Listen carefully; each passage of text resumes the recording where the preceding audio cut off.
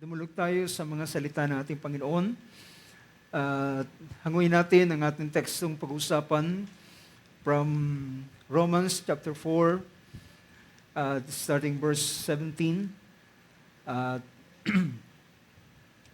Ating bigyan ng pansin ang mga talatang ating mababasa. Starting verse 17, ito ang ating makikita rito.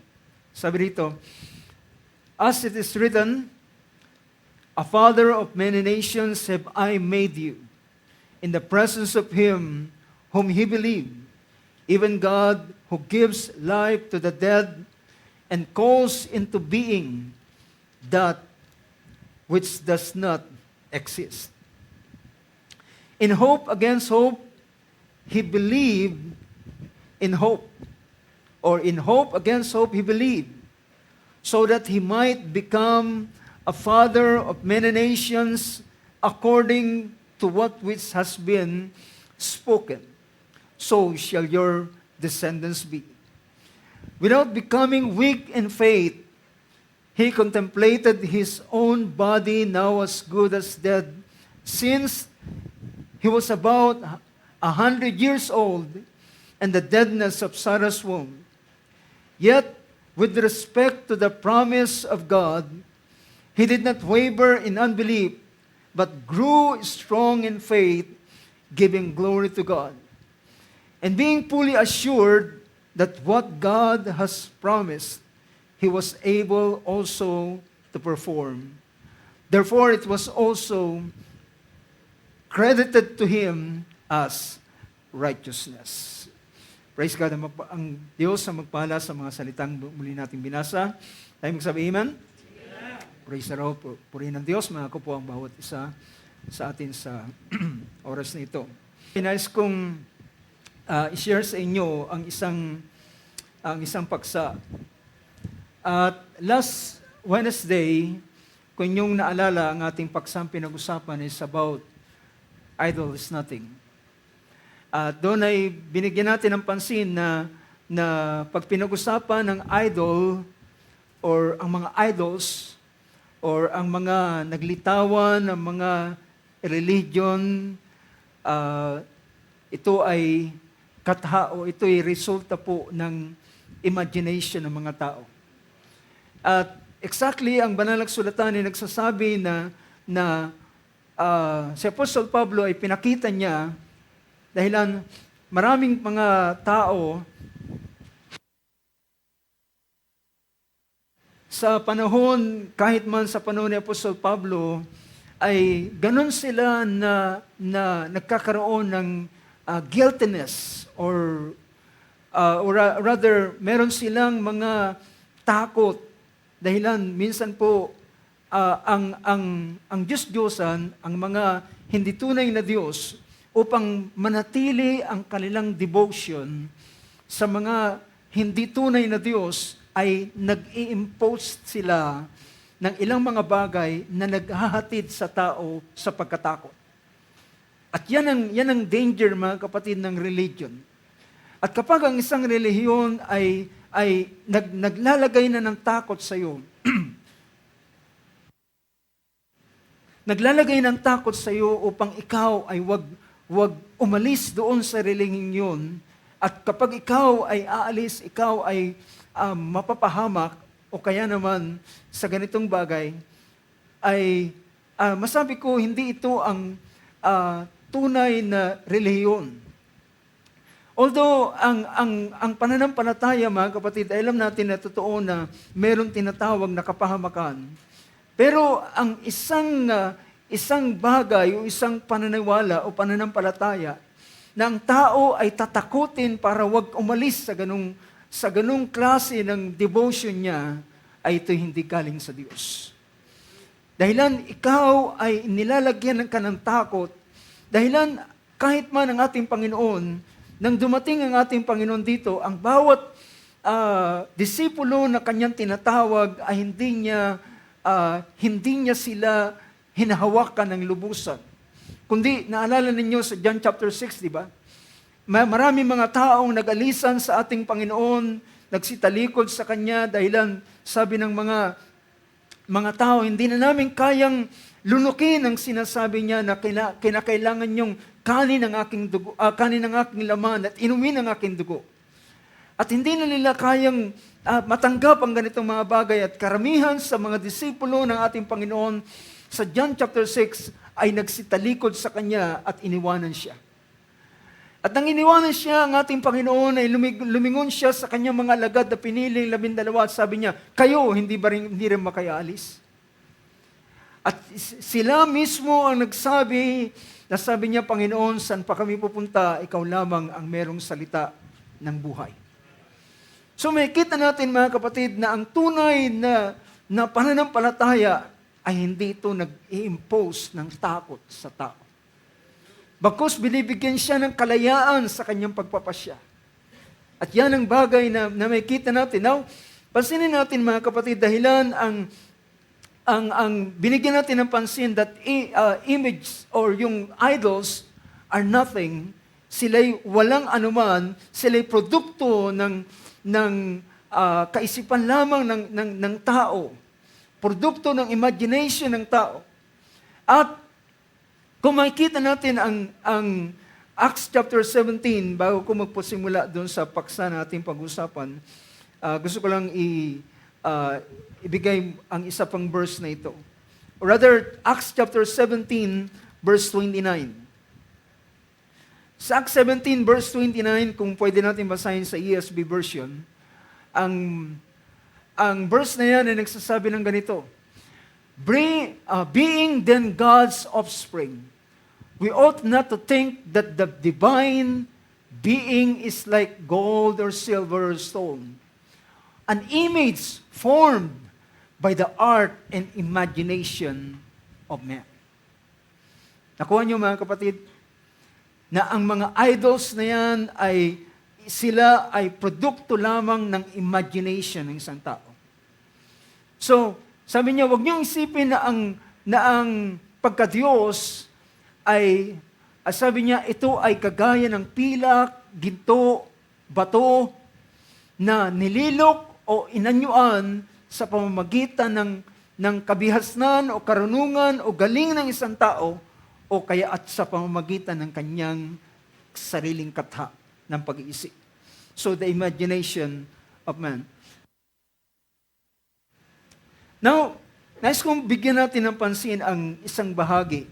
At so, pinapakita ko na gaano ka laki ng epekto ng imagination ng isang tao. Ano ang ginagawa ng ganitong bagay? So, sa paksa na ating pag-uusapan, hinango natin ito sa chapter 4 ng book of Romans chapter 4, at binigyan natin ng pansin ang buhay ng lingkod ng Diyos na si Abraham, na siyang tinawag na ama ng pananampalataya. Well, pag-usapan natin ang paksa, at ito ay popular na ating narinig, yung salitang to see is to believe. Pero gusto kong bigyan natin ng pansin yung salitang to see, then believe. So, alam kong ang bawat isa sa inyo ay nakakarinig ng ganitong bagay. At yung salitang kinakailangan mo munang makita bago ka maniwala, bago ka sumampalataya. But in reality, mga kapatid, pag pinag-usapan ang tinatawag na pananampalataya, ang pananampalataya ay kagaya ito ng mata na meron siyang nakikita. Ulitin ko mga kapatid, ang pananampalataya ito ay ginamit ng ating kapatid Barbanham tungkol sa isang bahagi ng pangdama. Tayo ay merong mga senses, may 5 senses tayo. May seeing, smelling, tasting, hearing, and feeling, or yung touch. Ngunit pinakita niya na ang pananampalataya ay higit ito kaysa sa nadarama o pwedeng madama ng ating 5 pandama. Higit ito sa ating nakikita na hawakan o narinig o ano pa mang mga nasa-sense ng ating five senses. But actually, mga kapatid, ang pananampalataya ay merong kagaya ng mata na meron siyang nakikita. At bago ka sumampalataya, bago ang isang tao ay maniwala at sumampalataya, dapat meron muna siyang makita. Well, I'm speaking spiritual things, mga kapatid. I'm not saying ito na kinakailangan mo munang literally ay makita ng iyong mata. Kundi, ang tinutukoy ko ay pinakita rito ng isang talata ng Banal na Kasulatan sa chapter 1 ng book of chapter 1 ng Ephesians, verse 17.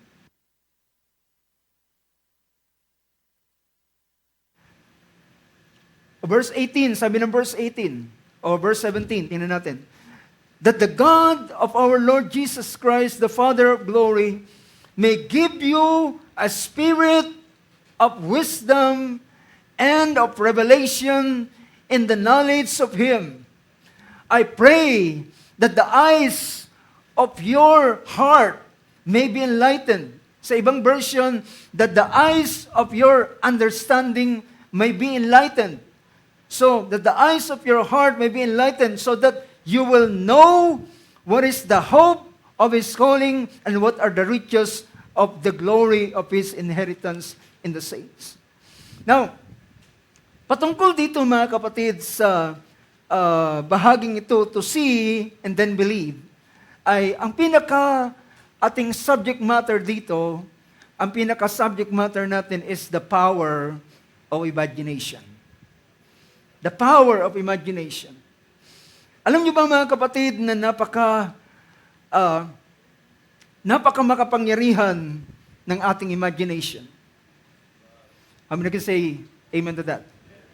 Alam niyo ba sa pamamagitan ng inyong imagination, pwede kang matuwa, pwede kang matakot, at pwede ka ring maniwala.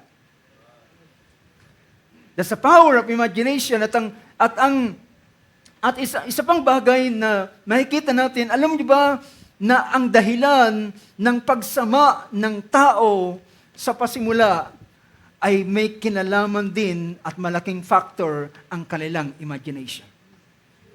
Genesis chapter 6 verse 5. Sinabi roon ng Banal na Kasulatan na pinakita rito sa kahit man sa ESV version, sabi roon ng verse na yan, the Lord saw that the wickedness of man was great in the earth, and that every intention of the thoughts of his heart was only evil continually. Ang King James Version. Ang King James Version ay sabi niya, and that every imagination of the thoughts of his heart was only evil continually. So, makikita natin na ang imagination ay malaking factor at ambag sa patuloy na pagsama ng tao sa panahong yun. Hindi man pagsama, kundi ang pagiging makalaman, karnal, at napalayo sa Diyos dahilan sa tinatawag na kanyang imagination. Well, totoo mga kapatid na ang imagination ng isang tao ay malaking factor dahilan habang alam niyo ba, naniniwala tayo na habang ang panahon ay nagpapatuloy at ang kasamaan ay nakikita natin ang paglala ng kasamaan. Alam niyo ba, kahit ang masasama ay nag-i-evolve din, di ba? Yung mga dating bagay ay nagagawa na nila ng paraan.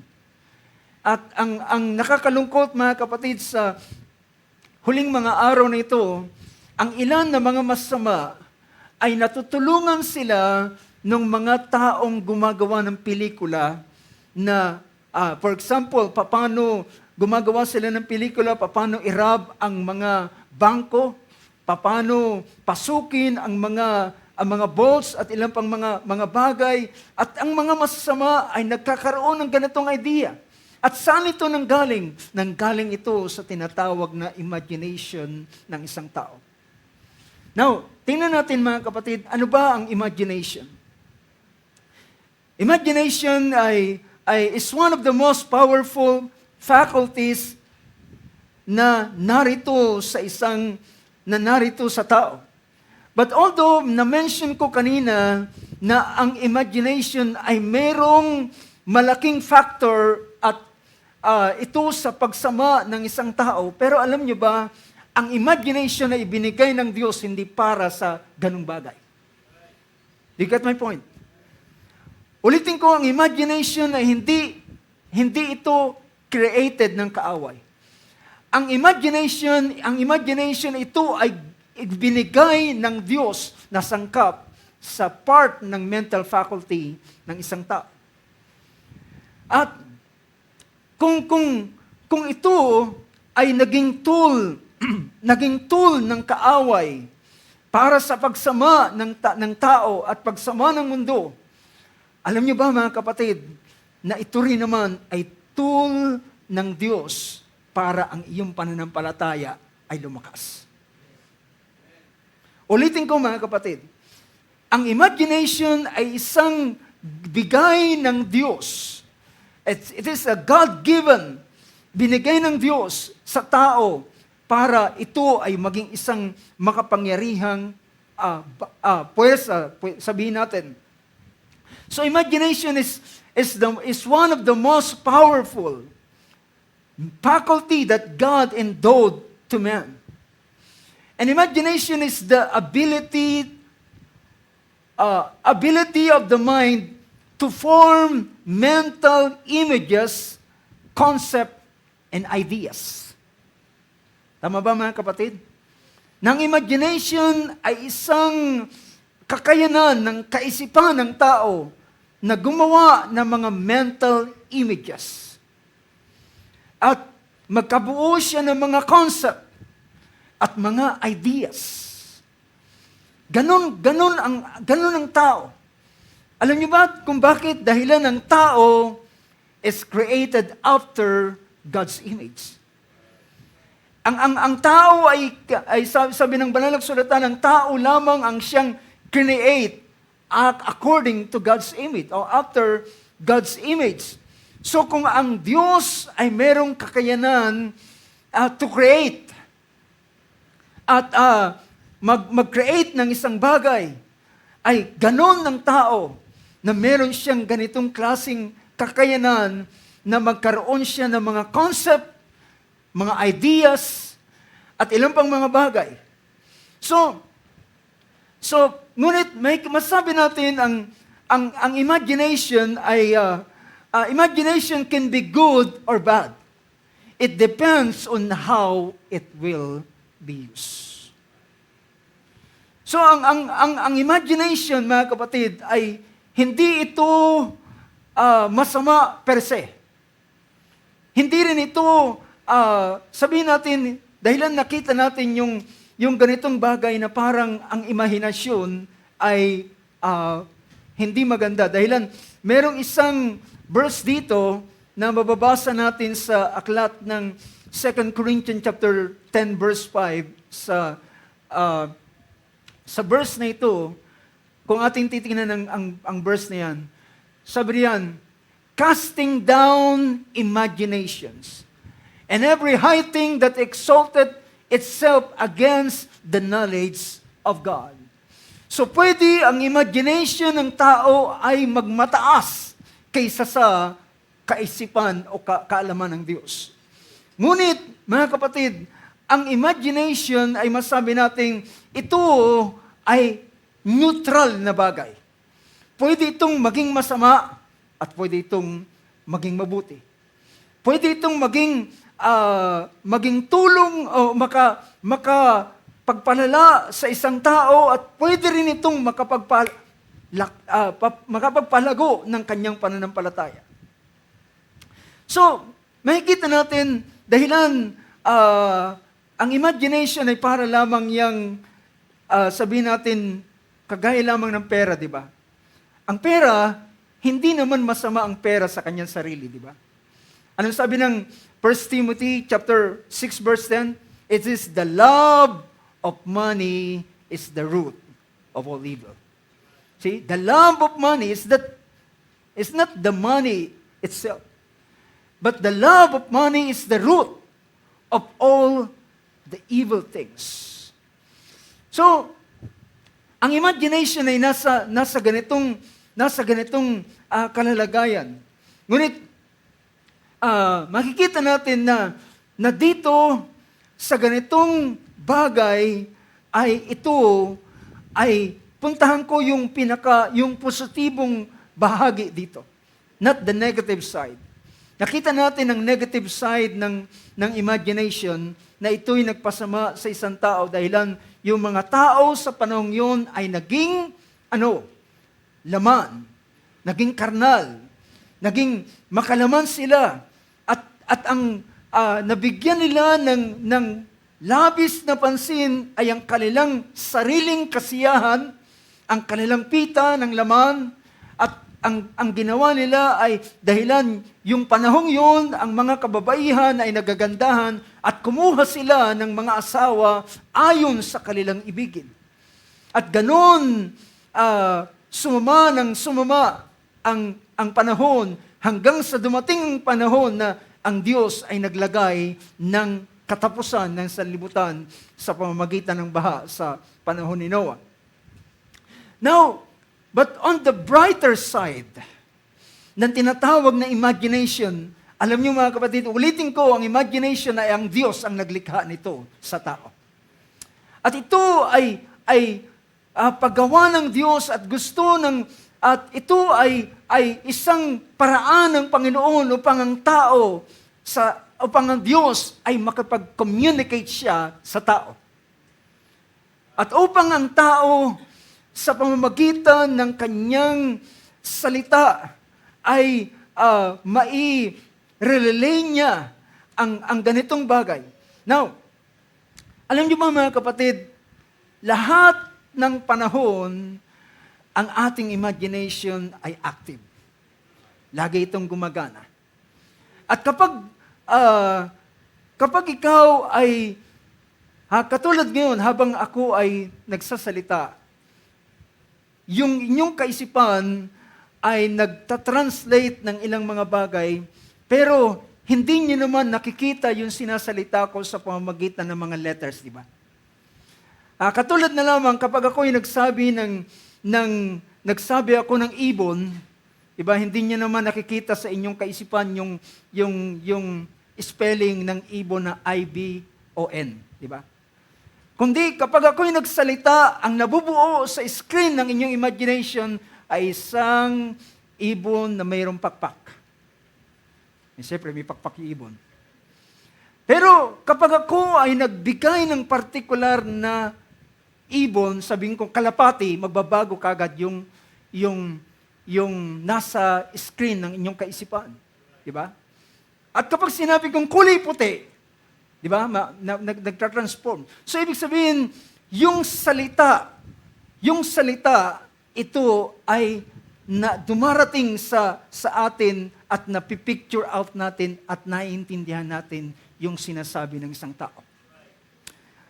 Now, dito sa bahaging ito, ay titingnan natin ang ilang bagay dahilan sa napakaraming karakter na pwede natin bigyan ng pansin. But ngayon, for now, ay focus muna ako sa isang karakter at ito'y si Abraham. Now, alam niyo ba na ang Diyos nang magpasimulang tumawag at tawagin si Abraham, ay nagpasimula siya na ang Diyos ay makipag-usap kay Abraham. At doon sa kanyang pangungusap, ay doon ay ang Diyos ay nagre-relay siya ng mensahe kay Abraham upang siya ay maintindihan niya yung sinasabi ng Panginoon. Napansinin ninyo ang Hebrews, or rather Genesis, bago natin bigyan ng pansin ng Hebrews. Ang Genesis chapter 12 ay makikita natin dito yung unang pangungusap ng ating Panginoon at unang pagtawag ng Diyos kay Abraham or kay Abram. Dahilan siya ay bago siya binigyan ng pangalang Abraham ay later part na ng kanyang buhay when he was 99 years old. But sa pasimula ng kanyang pagtawag kay Abram ay sabi rito ng verse 1, pansinin ninyo, now the Lord said to Abram. Now, tandaan ninyo mga kapatid, bago ang isang tao sumampalataya, ang sabi ng banal na kasulatan, ang pananampalataya ay nanggagaling sa pakikinig at pakikinig ng salita ng Diyos. So, ibig sabihin, ang paano kino-communicate ng Diyos ang pananampalataya papunta sa iyong puso, paano ito makapag-create ng pananampalataya sa iyong puso, ay ginagamit niya yung kanyang salita. And merely, ang ginagamit ng Panginoon ay ang kanyang salita at ang kanyang pangako. Sabi rito, now the Lord said to Abram, go forth from your country.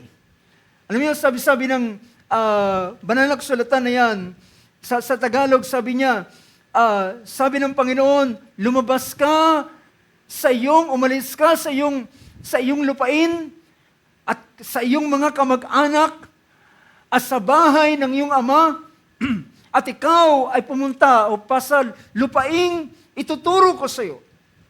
Now, kung ganito lamang ang utos ng Panginoon ay mahirap para kay Abraham na sumunod kagad. Diba? Umalis ka sa iyong pamilya. Iwanan mo yung mga kamag-anak. Iwanan mo yung mga mahal sa buhay. At pumunta ka sa lupain na aking ituturo sa iyo. Now, for what reason? Then nagpatuloy ang ating Panginoon sa kanyang pangungusap sa verse 2. At gagawin kitang isang malaking bansa. Now, paganahin ninyo, kayo'y lumagay sa sapatos si Abraham. Ikaw si Abraham na pinapangusapan ng ganitong bagay.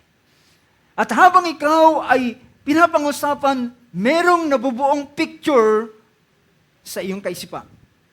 Do you get my point? Merong nabubuong picture sa iyong kaisipan. So sabi niya,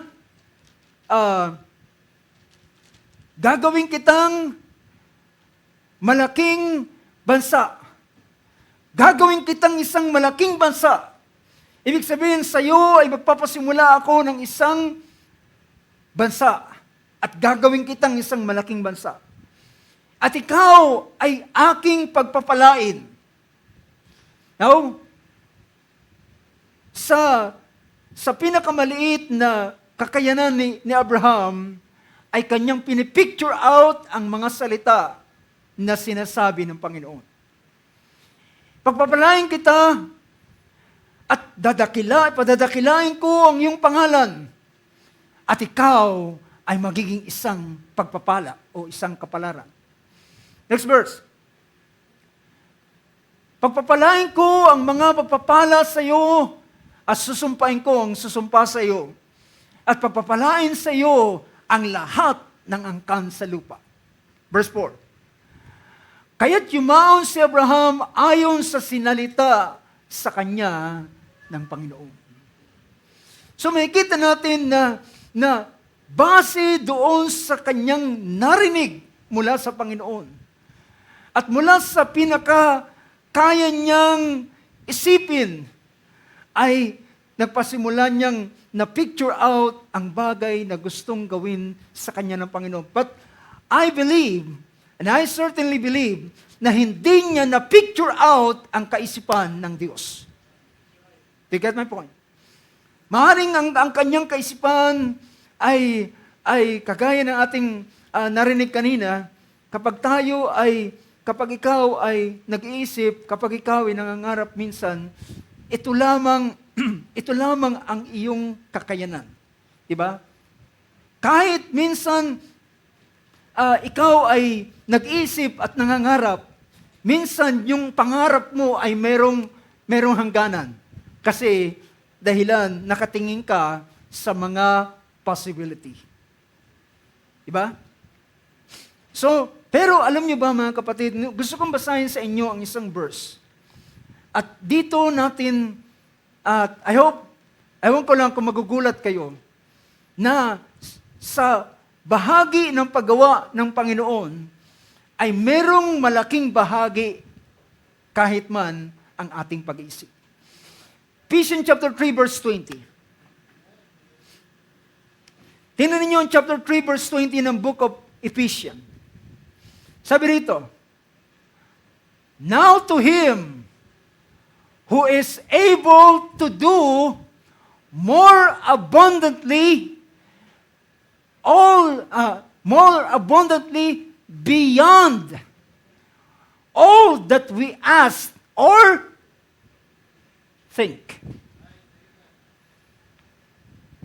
Ibig pa lang sabihin, mga kapatid, ang iyong kahit man sa iyong prayer, minsan sa iyong prayer ay meron kang napipicture out na isang bagay.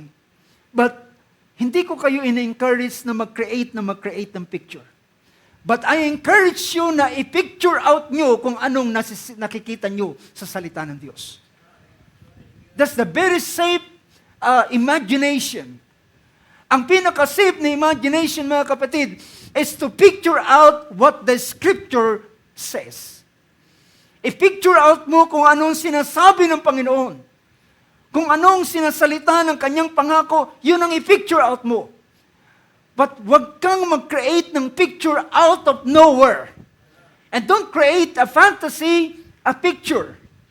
But ang aking masabi kong ini-encourage ko kayo, kung mag-create man kayo ng picture sa inyong imagination is based on the Scripture.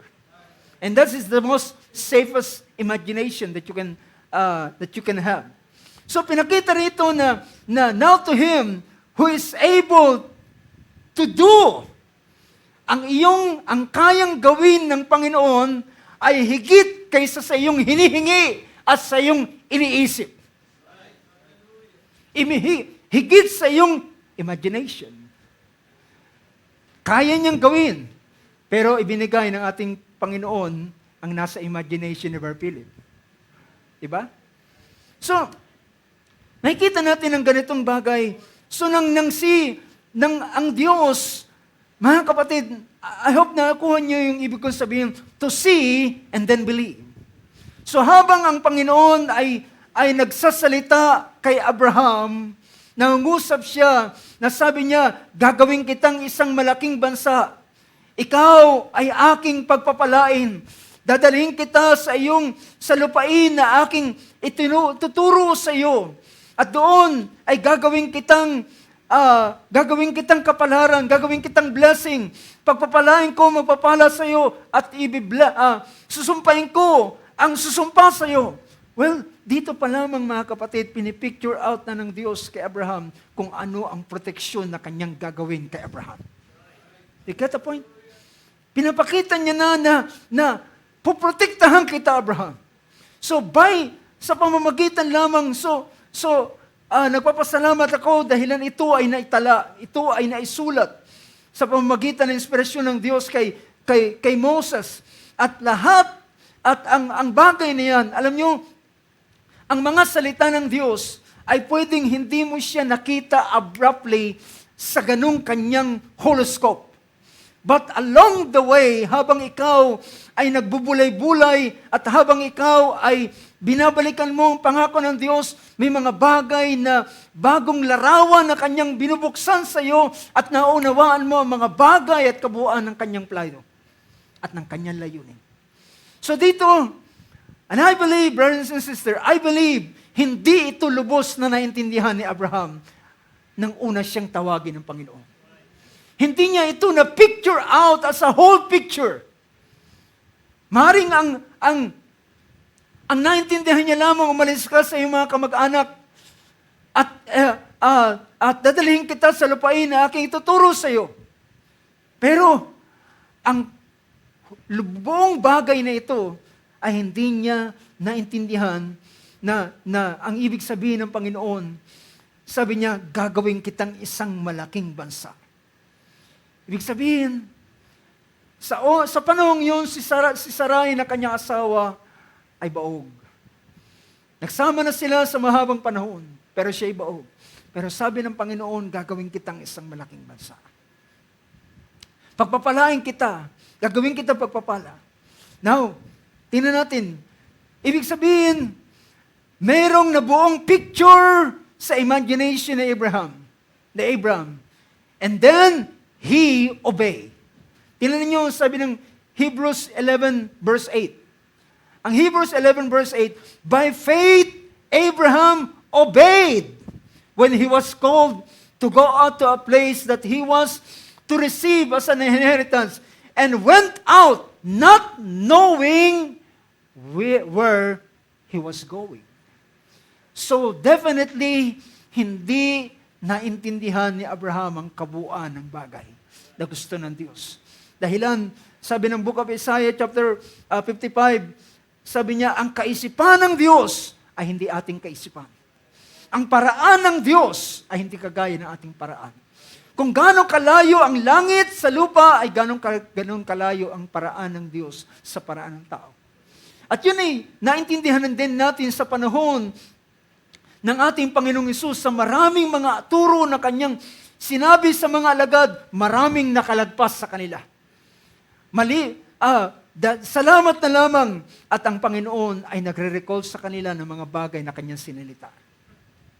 Now, nakikita natin, pagdating niya roon sa lupain, sabi ng Panginoon, ito ang lugar na aking ibibigay sa iyo.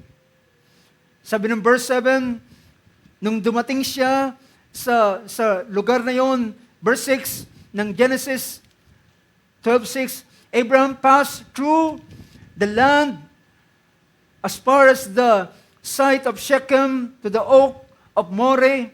Now the Canaanite was then in the land, and the Lord appeared to Abraham and said, to your descendants, I will give this land.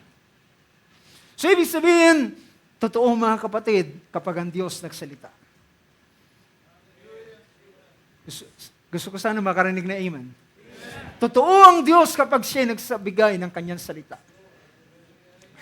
So sabi niya, lumabas si Abraham, at nang lumabas si Abraham, then, sabi naman ng Panginoon, ngayon Abraham, nagpakita siya sa iyong mga anak, ibibigay ko ang lupaing ito. To your offspring, I will give this land. So, he built there an altar. An altar ay isang lugar upang doon niya palatandaan, yung altar ay palatandaan na doon nag-appear ang Panginoon sa akin. Nagpakita ang Panginoon sa akin. Now, mga kapatid, lumipas ang panahon.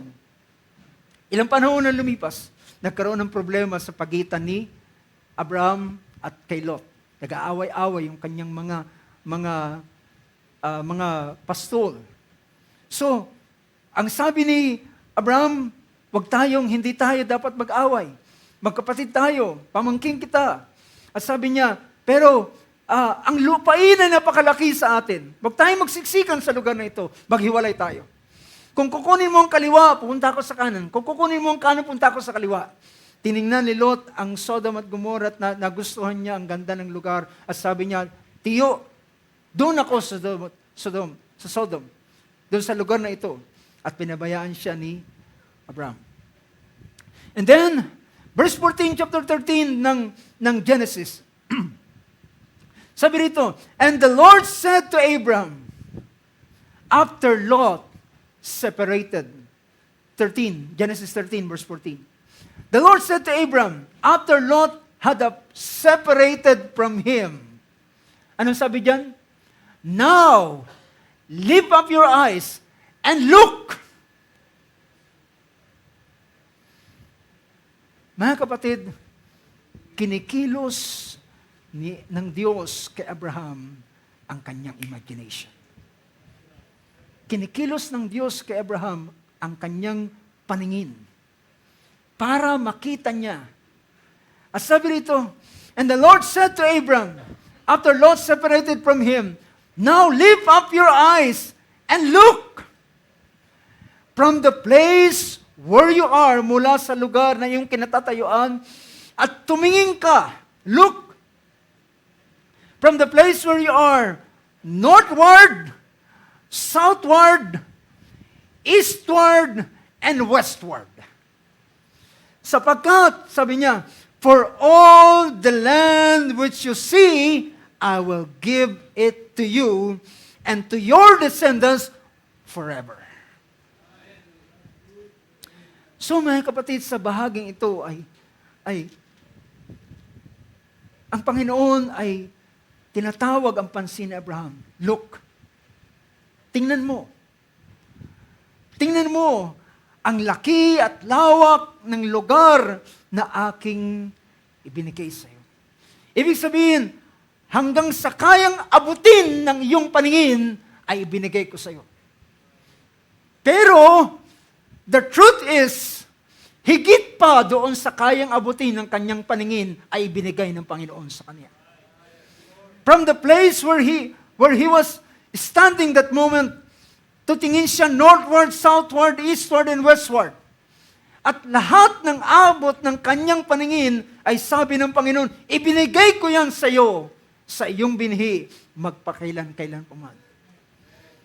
Well, mga kapatid, alam niyo yung ginawa ni Abraham? Hindi siya nagsabing, totoo kaya? Next verse, tingnan niyo next verse. Sabi niya, sabi ng sumunod na,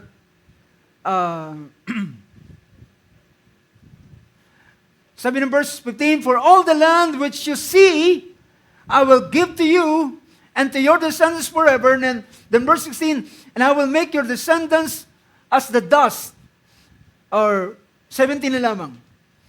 Arise, sabi ng Panginoon, arise, walk about the land through the length and breadth, for I will give it to you. Sabi niya, subukan mo nga, Abraham. Bumangon ka, lakaran mo. Well, mga kapatid, lalawit na lang ang dila ni Abraham. Hindi pa niya matatapos ang lugar na ibinigay ng Panginoon sa kanya. Arise, walk about the land, through the length and breadth, for I will give it to you. Naniwala ba si Abraham? Sabi ng next verse, 18, then Abraham moved his tent and came and dwelled by the oaks of Mamre, which is in Hebron, and there he built an altar to the Lord. Binago niya, nilipat niya ang kanyang tolda at kanyang inilagay sa isang lugar ng Mamre. Now, alam niyo, ang bagay na aking binibigyan ng pansin dito ay ang Diyos ay kanyang ang bawat ang imagination natin ay isang sangkap na inilagay ng Diyos para maintindihan natin ang layunan ng Diyos sa ating buhay. Pagdating sa chapter 17, mga kapatid, ang Diyos ay nagbigay ng mahabang detalye sa kanyang gagawin kay Abraham. Pero, at this time, pagdating ng chapter 15, ay alam natin, si Abraham ay nagrereklamo at sinabi niya, Panginoon, matanda na ako, mamamatay na lamang ako, pero hindi mo pa nga ako binibigyan ng kahit isang anak. Ang Panginoon ay nagpasimulang nagsabi sa kanya, mga kapatid, patuloy na makikita natin paano ang pakikipag-ugnayan ng Panginoon kay Abraham ay laging kanyang kinukuha ang kanyang atensyon at meron siyang bagay na pinapakita.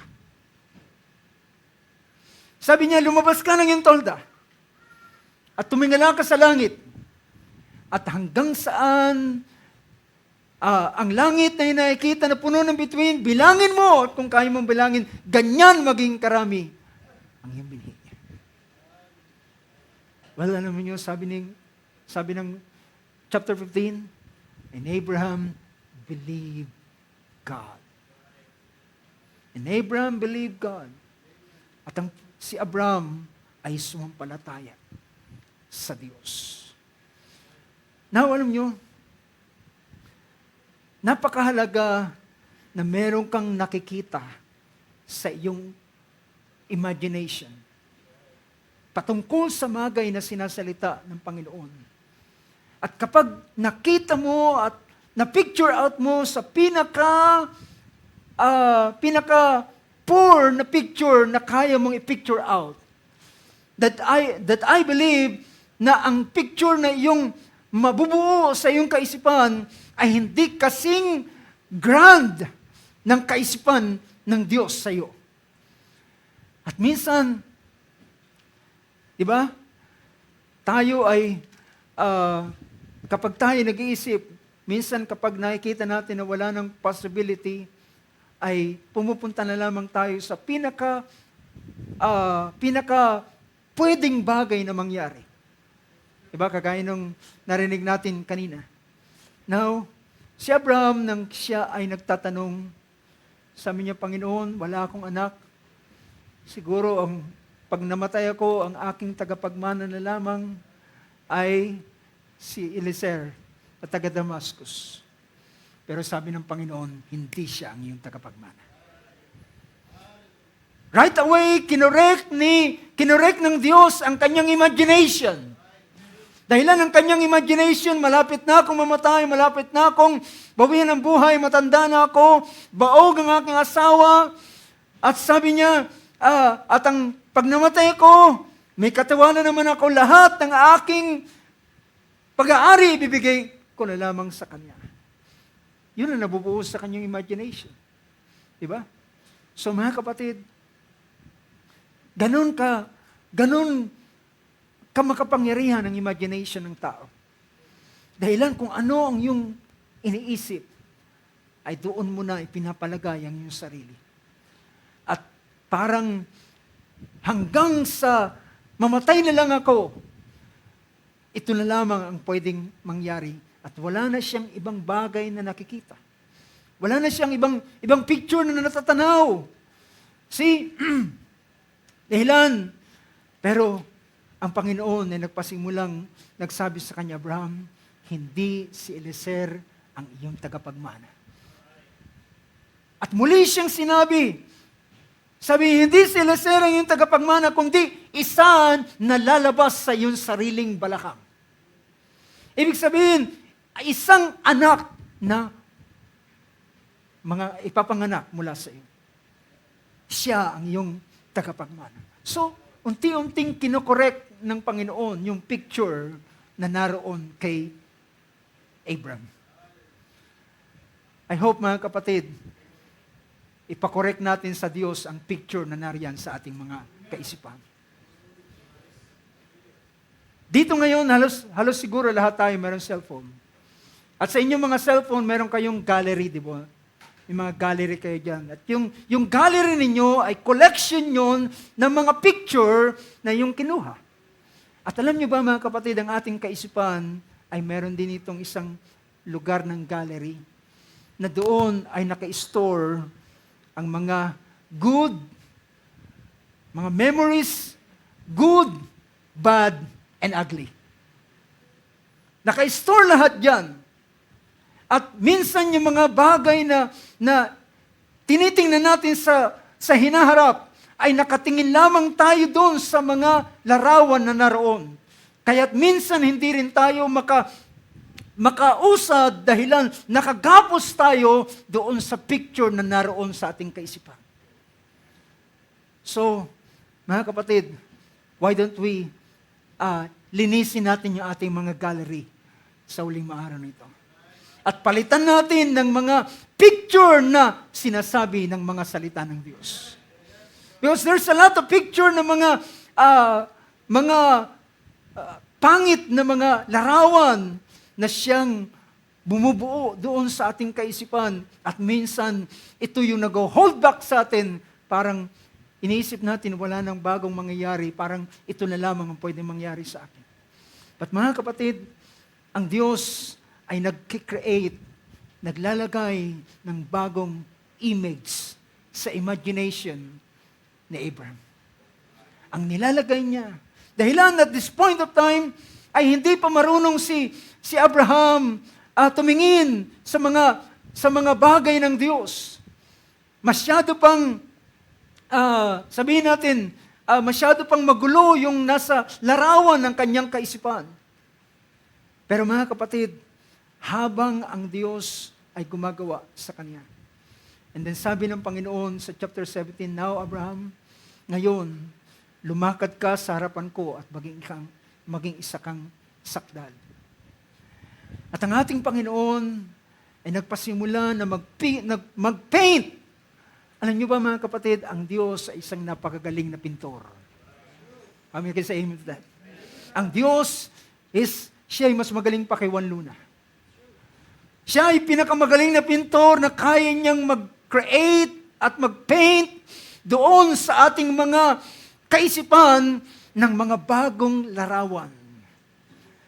At dito, ang Diyos ay unti-unting nagbigay ng bagong larawan kay Abraham.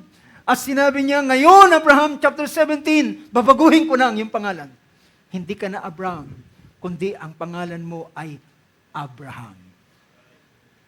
Dahilan, ako ay makikipagtipan sa iyo, pagtitibayin ko aking tipan." At sabi niya, gagawin ko ang lahat ng aking mga sinalita at aking mga pinangako sa iyo. At sabi niya, si Sarai, ay hindi na Sarai ang kanyang pangalan at babaguhin mo na ang kanyang pangalan, tatawagin mo na siyang Sarah. Dahilan, gagawin ko siyang isang, sa pamamagitan niya, ikaw ay magkakaroon ng anak. As siya ay magiging ina ng mga bansa, ng mga prinsipe ay lilitaw mula sa kanya. Well, si Abraham ay hindi makapaniwala. At tumawa siya. Sabi ng chapter 17, verse 17 ng book of Genesis, "And Abraham fell on his face and laughed." Ang sabihin niya, si Sarah ay manganganak, magkakaroon ng anak. Dahil verse 16, "I will bless her. Indeed, I will give you a son by her. Then I will bless her, and she shall be a mother of nations. Kings of peoples will come out from her." Mga kapatid, God is painting a new picture in the imagination of Abraham. Praise God. At habang siya nagkikreate ng picture, natawa siya doon sa picture na yun. Verse 17, ang sabi ron, "Then Abraham fell on his face and laughed and said in his heart, will a child be born to a man with 100 years old? And will Sarah, who is 90 years old, he bear a child?" And Abraham said to God, "Oh, that Ismael might live before you." Sana, Panginoon, si Ismael ay mabuhay sa iyong harapan. Ngayon, naalis ang kanyang kaisipan kay Eliezer na kanyang tagapagmana. Ngayon, nalipat na yung kanyang kaisipan kay Ismael. Na siya lang kanyang tagapagmana. Pero sabi ng Panginoon, hindi siya ang iyong tagapagmana. Still, God corrects the picture that is in the mind of Abraham. Hindi si Ismael ang iyong tagapagmana, kundi ang ipapanganak, hindi ang ipinanganak kay Hagar. Dahilan, nang sabihin sa kanya, ang magiging anak mo, ang magiging iyong tagapagmana, nang inoffer ni Sarai, si Hagar sa kanya ay, baka nga sakali sa pamamagitan ni Hagar ay magkaroon ako ng anak at matupad ang pangako ng Diyos. Well, tinulungan niya ang Diyos, mga kapatid. Hindi kailangan ng Diyos ang tulong ng sinuman. Kapag meron siyang salitang sinalita, siya mismo ang gagawa ng paraan para matupad ang lahat ng mga bagay nito. He can make a way in the wilderness. He can make rivers even in the desert. At sabi ng Panginoon, tumawa si Abraham, hindi, sabi niya, mabuhay sana si Ismael. Pero sabi ng Panginoon, and God said, no! No! But Sarah, your wife, will bear you a son. And you shall call his name Isaac. God now is painting another picture. Alisin mo na si Ismael sa iyong gallery. Hindi siya ang iyong tagapagmana. Ang ilagay mo sa iyong gallery ng iyong picture ng iyong kaisipan ay isang anak na magiging anak hindi ni Hagar, kundi ni Sarah. Mga kapatid, at habang ang panahon ay lumilipas, then ang Diyos ay nagsabi kay Abraham, kinakailangan mong gawin ang ganitong bagay. You know, brothers and sisters, tandaan natin, para gawin ng Diyos at upang ang mga impossible, mga bagay na impossible ay maging possible, sometimes or most of the time, ang Diyos ay nagbibigay siya ng what? Instruction. Ulitin ko mga kapatid, upang ikaw ay ipasok ng Diyos doon sa mga impossible na mahirap mangyari at maging posible ito, then siya ay magbibigay ng mga instruction. At yung instruction na ito, sa panahon na yung gagawin ng instruction na ito, ay papasok ka ng Diyos doon sa dating impossible ay magiging possible. That's the reason, sabi ng awit kanina, all things are possible to them that what? That will believe. Now mga kapatid, tingnan natin ang ilang bagay. Sa bahaging ito, sinabi na ng Diyos, sabi niya, kinakailangan mong gawin ang aking sasabihin sa iyo. At kinakailangan mo ng tinatawag na magkaroon ng sign ng covenant sa iyo at sa akin. And the sign of the covenant is the circumcision. Na yun ay tanda ng tipan sa lahat ng mga magiging anak ni Abraham. Upang bawat anak na ipapanganak ay kinakailangan circumcised para ang lahat ng anak ni Abraham ay may tatak. May tatak ng kanyang, may tanda ng kantipan ng Diyos ay nasa taong ito. See, that's the sign of the covenant. The circumcision is the sign of the covenant. At anong ginawa ni Abraham? Ginawa niya kung ano ang instruction ng Diyos. Ginawa niya. Tandaan natin ito mga kapatid. Ulitin ko yung sinabi ko sa inyo kanina. Upang ikaw ay pasok ng Diyos from impossible to that the impossible become possible, ay ang Diyos ay magbibigay siya ng instruction. And upon doing this instruction, ngayon ay ipapasok ka ng Diyos sa mga bagay na dating imposible ay magiging posible. Anong nangyari? Nang ginawa ni Abraham, sinircumcise niya si Ismael, pati siya mismo nag-circumcise, dahilan ang bawat lalaki ay dapat mayroong tanda ng tipan sa kanyang katawan. At pagkatapos noon ng gawin ni Abraham ang circumcision sa lahat ng mga lalaki doon sa kanyang sambahayan, then ano nangyari? Pagdating ng chapter 18, ang Diyos ay dumalaw kay Abraham. Ang Diyos ay dumalaw kay Abraham. Mga kapatid, unti-unti ang impossible ay magiging possible habang ang Diyos ay magbibigay siya ng instruction sa iyo at kapag iyong gagawin ang bagay na ito, unti-unti ang dating imposible ay ngayon ay magiging posible na. Nang si Abraham ay sumunod, dinalaw siya ng Diyos, ang Panginoon ay nagsaplot ng laman kasama ng kanyang dalawang anghel at dinalaw si Abraham sa lugar ng Mamre. At sinabi niya, nasaan si Sarah na iyong asawa? Hindi niya tinawag na sa Sarai. Alam niya rin ang pangalan sapagkat ang Diyos ang nagbigay ng pangalan kay Sarah. Binago niya na. And kanyang tinukoy yung pangalan ni Sarah, ni Sarai as Sarah. At sabi niya, Panginoon, nandyan siya sa tolda. At sabi niya ngayon, sa susunod na panahon, sa panahon ng buhay, ay dadalawin ko siya at siya'y magnganganak, maglilihi at siya'y manganganak ng isang lalaki. Si Sarah sa likuran ng tolda ay tumatawa. Ako na matanda na ay magkakaroon ng kaluguran sa aking Panginoon at manganganak at magdadalang tao at manganganak. Ang sabi ng Panginoon, bakit si Sarah tumawa? May bagay bang mahirap para sa Diyos? Hallelujah! May bagay bagang mahirap sa Diyos? Sa Diyos, walang bagay na imposible.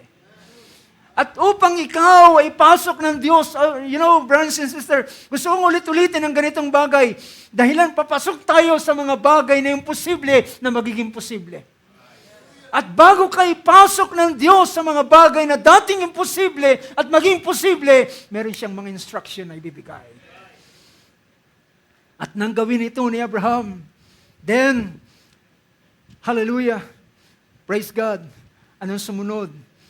Na nagbigay siya ng bagong larawan sa susunod na panahon, sa panahon ng buhay, si Sarah ay manganganak. And that's what happened. Dinalaw ng Diyos si Sarah, mga kapatid. Praise God. Pero, pansinin ninyo, pupuntahan ko muna yung verse na ating binabasa kanina. Sa Romans chapter 4, dito, natuto na si Abraham mag-arrange ng pictures sa kanyang gallery. Natuto na siyang maglagay ng tamang picture doon sa gallery ng kanyang kaisipan. At alam nyo anong sabi ng banal na kasulatan? Verse 17, balikan natin yung verse na ito. Verse 17, Romans 4, as it is written, a father of many nations have I made you. A father of many nations have I made you. Yung salita rito, ginawa kita. At ito ang nailagay na sa picture ng kaisipan ni Abraham, I have made you a father of many nations. I have made you a father of many nations.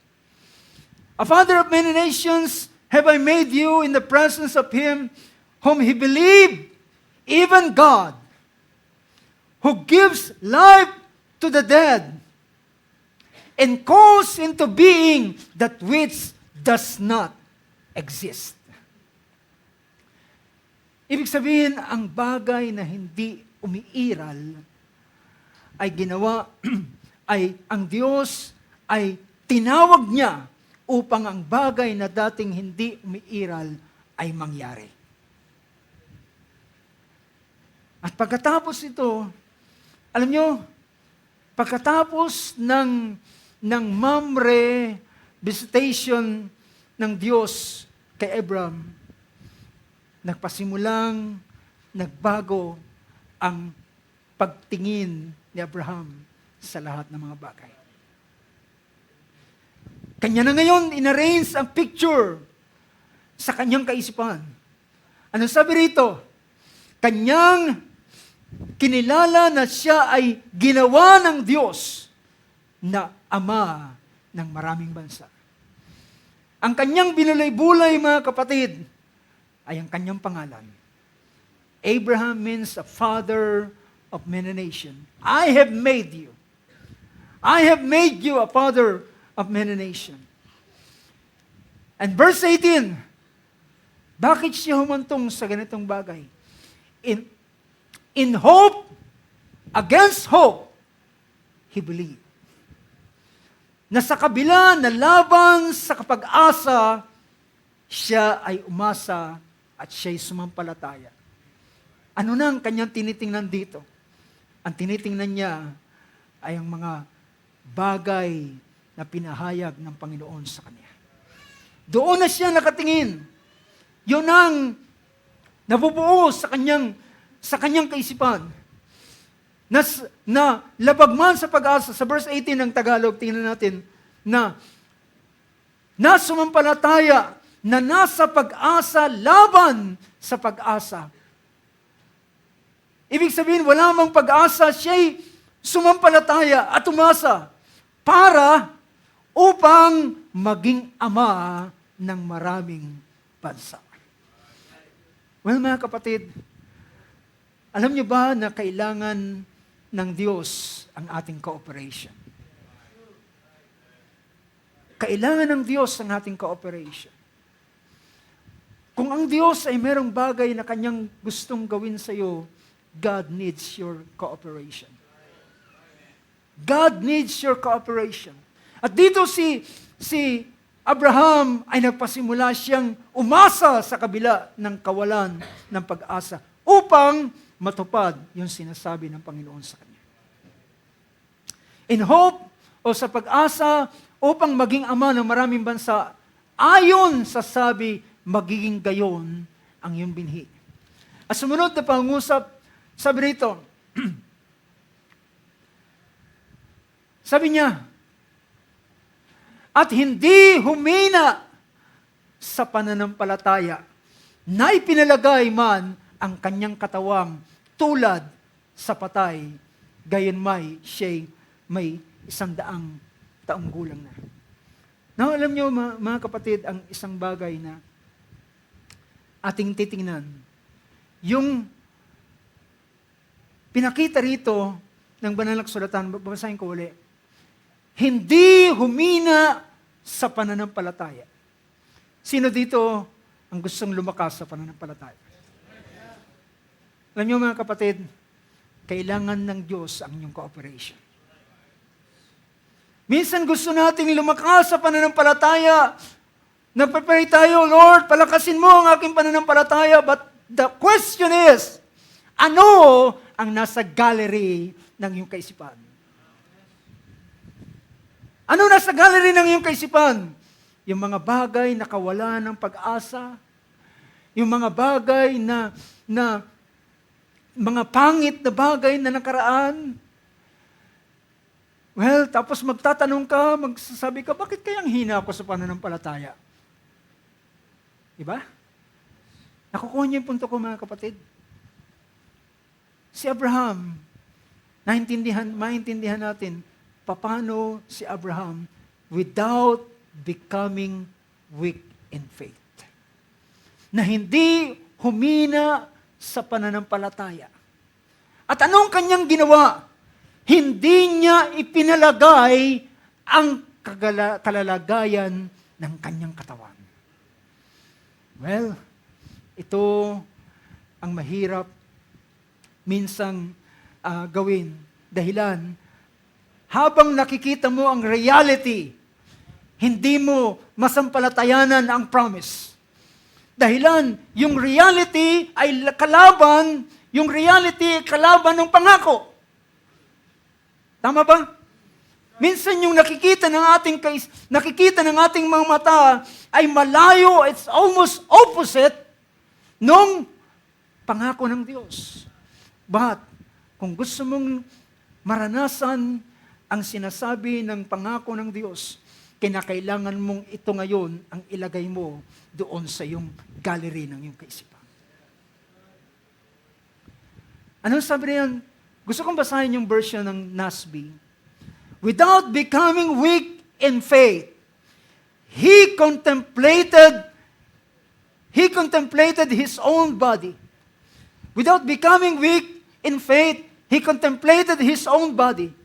Yung salitang contemplated, kung alam nyo yung salitang kontemplasyon, di ba? Yung salitang contemplated or contemplate, ibig sabihin, to view or consider with continued attention, meditate on. Ibig sabihin, hindi niya na binibigyan ng lubos na pansin kahit ang kanyang katawan ay nasa ganitong kalalagayan. Kahit si Abraham ay 100 taon na, hindi yon ang kanyang binibigyan ng pansin. Hindi siya, well, yan ay reality, but that is not the truth. That is the fact. Ang kanyang kalagayan ay totoo, matanda na siya. Ang totoo ay baog si Sarah. Ang totoo ay lipas na sa panahon. But the truth is, the promise of God says, I will give you a son through Sarah. Yung salitang, He contemplated His own. Hindi niya na kinonsider, kaya sa ibang version, and consider not His own body as now dead. Yung salitang contemplate a continued attention. Ang tanong mga kapatid, nasaan ang iyong attention sa huling mga araw nito? Nasaan ang iyong attention? At kung nasaan ang iyong attention, most probably, kung ano ang direksyon ng iyong imagination, ganun ka. As a man thinketh in his heart, so is he. Kung ano ang direksyon ng iyong kaisipan. Sabi pa ng kasabihan, kung saan nakatagilid ang puno, pag pinutol mo yan, most probably doon siya babagsak. So kung saan ang inclination ng iyong kaisipan, ganun ang iyong kalalagayan. To view, consider, continued attention, meditate on. That's the reason, mga kapatid. Meditation is very necessary. Pero ano ang ating meditate? Ano ang binubulay-bulay natin? Sabi ng Banal na Kasulatan, Book of Psalms, ang tao ng Diyos ay hindi nakikinig sa mga payo ng masama, hindi umuupo na kasama ng manlilibak, kundi ang kanyang kagalakan ay araw-araw nagbubulay-bulay ng mga salita ng Diyos. Huwag kang mag-meditate na empty ang iyong kaisipan. That's demonic. Diba? Yung yoga ay clear yung mind, clear mo yung mind, tsaka ka mag-meditate. Well, yan ay ritual ng yoga para invite ang deity ng yoga. Pero mga kapatid, ang godly meditation, Joshua chapter 1, meditate on this law day and night. Meron kang dapat na meditate. Hindi mo i-empty ang iyong kaisipan. Yan ay paraan ng yoga. Pero mga kapatid, ang sabi ng verse na ito, He contemplated not His own body now dead, as good as dead, since He was about 100 years old, and the deadness of Sarah's womb. Hindi yun ang kanyang kinoconsider. Hindi yun ang kanyang kinoconsider. Pero mga kapatid, dahilan sa napakaraming karanasan ni Abraham sa mga bagay na ginawa ng Diyos. Then, sabi rito, and yet with respect to the promise of God, he did not waver in unbelief, but grew strong in faith, giving glory to God. Paano ka makapagpupuri sa Diyos kung ang laman ng iyong kaisipan ay puro negatibong bagay? Hindi ka makakapagpuri, pero dito, with respect to the promise of God, he did not waver. Hindi siya nag-alinlangan. Hindi siya nagpahapay-hapay sa unbelief. At habang nakikita niya yung salita, yung pangako, well, anong magiging expression niya? Praise the Lord! Salamat, Panginoon, sa iyong pangako. Yeah, that's the expression. Kaya, sabi rito, verse 21, and being fully assured that what God had promised, He was able also to perform. God, kaya niyang gawin ang lahat ng bagay na kanyang sinilita. Praise the Lord. Now, mga kapatid, to see and then believe. Kailangan meron ka munang makikita. Not in a physical na makikita mo, kundi meron kang makikita doon sa iyong kaisipan na nabubuong larawan, and then saka ka ngayon sa sampalataya at saka ka ngayon magsasalita. 2 Corinthians chapter 4 verse 13, last verse na aking babasahin. Sabi rito ng verse na ito, but having the same spirit of faith, according to what it is written, I believe, therefore I spoke.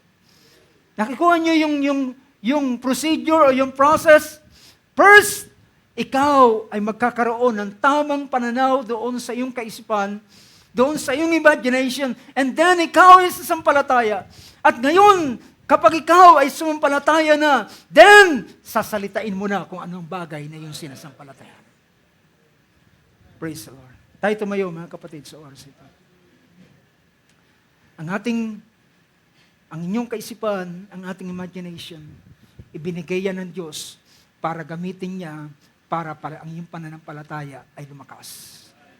Ibinigay yan ng Diyos para ang ating mga puso ay mag-alab sa kalakasan sa pananampalataya. But praise God, katulad tayo ni Abraham sa unang bahagi ng kanyang buhay na hindi marunong gumamit ng kanyang imagination. Muli ba natin awitin yung awit na yun? Only believe, only believe. Praise God. Hallelujah. Well, before we pray, before we sing the song, let's all pray. Tayo manalangin saglit sa biyaya ng ating Panginoon. Dakilang Diyos, sa oras na ito ay nais naming pasalamatan ang iyong mga salita na iyong pinakaloob sa bawat isa amin. Lord God, naniniwala kami na alam mo ang aming kalagayan. Kung ang aming ama sa pananampalataya ni sa Abraham ay nasumpungan mo sa ganitong bagay, kagaya namin na hindi marunong gumamit ng mga larawan na narito sa aming kaisipan at lahat ng mga bagay na gusto naming paniwalaan, yun lamang ang aming paniniwalaan. Ngunit Lord, Ikaw ay nagtuturo sa pamamagitan ng iyong mga salita. At si Abraham ay yung tinuruan din naman, Panginoon, na isaayos, hallelujah, paano niya gagamitin ang kanyang imagination. At paano niya pupunuin ng iyong mga salita ang kanyang kaisipan. Panginoon Diyos, naniniwala ko ng aking mga kapatid ay meron ding ganong longing. Meron ding ganong pagnanasa. Meron ganong panalangin, Panginoon, palakasin mo ang aking pananampalataya. Palaguin mo ko. Gusto kong makita mga bagay, hallelujah, yung mga gawa, yung mga pagkilos. But Lord God, inaakay mo kami, Panginoon, sa isang, hallelujah, kooperasyon sa uling araw nito. As you, hallelujah, as you draw your servant, Abraham, inilapit mo siya at iyo siyang tinuruan sa ganitong bagay. O dakilang Diyos, I pray, Lord, hallelujah, na ang mga salita mo, Panginoon, sa uling araw nito ay lubos na magbigay ng lakas sa puso at pananampalataya ng bawat isa sa amin. Sa iyong kapurihan, sa iyong kaluwalhatian, sa pangalan ng aming Panginoon Jesus. Amen. Habang inaawit natin, binibigay ko sa ating MC ang panahon. Only believe.